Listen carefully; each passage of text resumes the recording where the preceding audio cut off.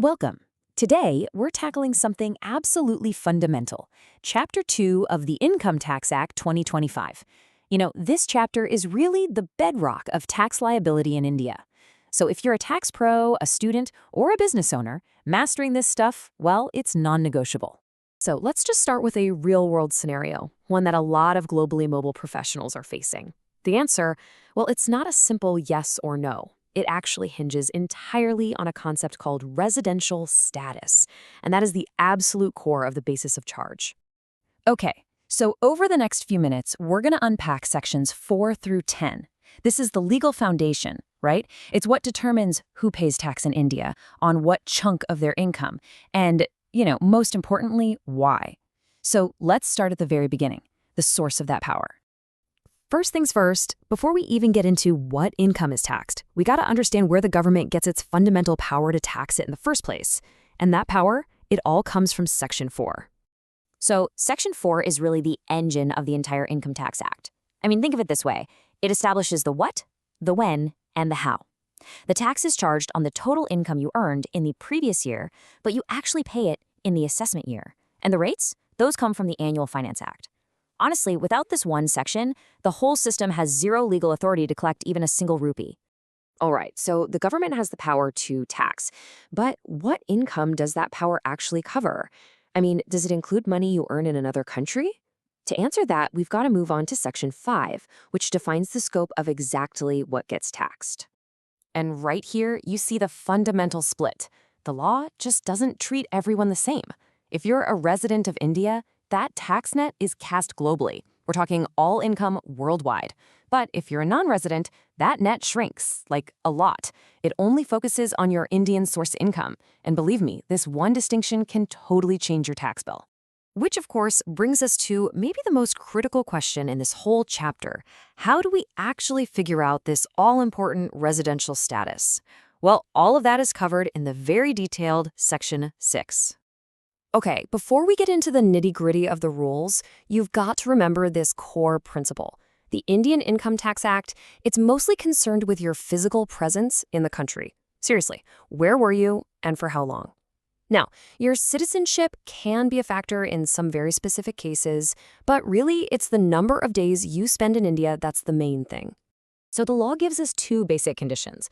And listen, you only need to meet one of them to be considered a resident. The first one's easy. Just be in India for 182 days or more. Simple. The second is a two-part test for people with shorter stays. But, and you really have to pay attention to this note, for Indian citizens or PIOs who are visiting and have significant Indian income, that 60-day limit gets relaxed to 120 days. That is a super key detail. The law also has some specific exceptions, some carve-outs. So, for citizens leaving India for a job or as crew on an Indian ship, only that simple 182-day rule applies. Then, you've got this deemed resident provision, and this is a really crucial anti-avoidance measure. It's designed for one specific reason, to bring high-income Indian citizens who are maybe structured in a way that they don't pay tax anywhere into the Indian tax net. It's not just a simple choice between resident and non-resident. There's this vital third category, resident but not ordinarily resident, or RNOR. The best way to think about it is like a transitional status, maybe for people who've just become residents after being abroad for a long time. It's all based on your residency history over the last 10 years. And why is this so valuable? Because it shields most of your foreign income from Indian tax. It's a huge deal. Okay, this table really puts it all together. Just look at that first column. Indian income is taxable for everyone. Period. The real game changer is how foreign income is treated. A resident and ordinarily resident, or ROR, gets taxed on their global income. A non-resident doesn't. And the RNOR, it sits right in that powerful middle ground, protecting your foreign income unless it's from a business that's controlled from India. This right here is exactly why figuring out your correct status is so critical. Okay, let's add a couple of final layers to this whole framework. The law also has these special rules that can either pull certain income into the tax net or, on the other hand, specifically shield it from tax. Now, Section 9 is incredibly important. It creates what's called a legal fiction, which means it treats certain foreign income as if it actually came from India. For example, income from a major business connection in India, or a salary for work you did here, even if you were paid abroad. Then on the flip side, you have Section 10, which gives a specific list of incomes that are totally exempt, with agricultural income being the most common one. So you see, these sections are like key adjustments to the main rules. All right, theory is one thing, but seeing it in action is everything, right? So let's apply all these rules to a practical case study and see how they actually work together. We'll go back to the kind of situation we talked about right at the start. So let's meet Mr. Anand. He's an Indian citizen. He works as a freelance consultant, and this year he spent 130 days in India. His income from Indian sources is 20 lakhs, and here's a critical detail. He's not liable to pay tax in any other country. Okay, let's use our framework and figure out his residential status. Okay, let's walk through this step by step. First, he was here 130 days, so he fails the 182-day test. Easy. But now look at the second test. Because his Indian income is over 15 lakhs, that 60-day rule gets extended to 120 days. He was here for 130, and we know he has enough days in the previous years, so boom, he's a resident. But wait, we don't stop there. We have to check for RNOR status.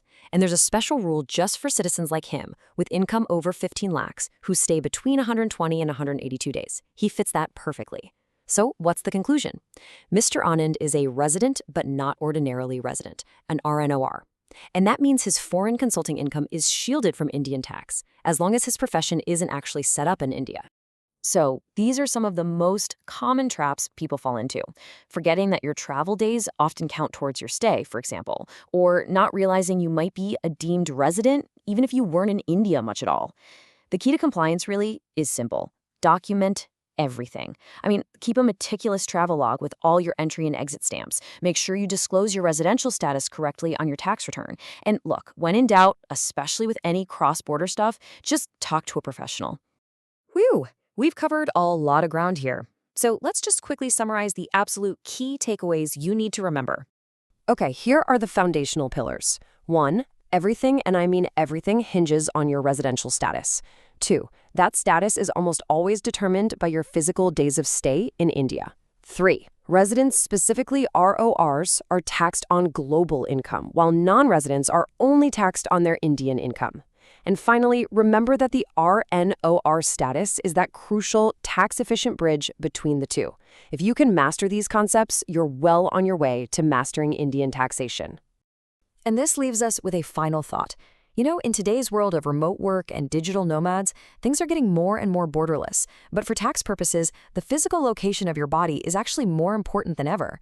The lines might seem blurry, but the law demands precision. So the question I'll leave you with is this. Are you tracking your physical presence accurately enough to keep up?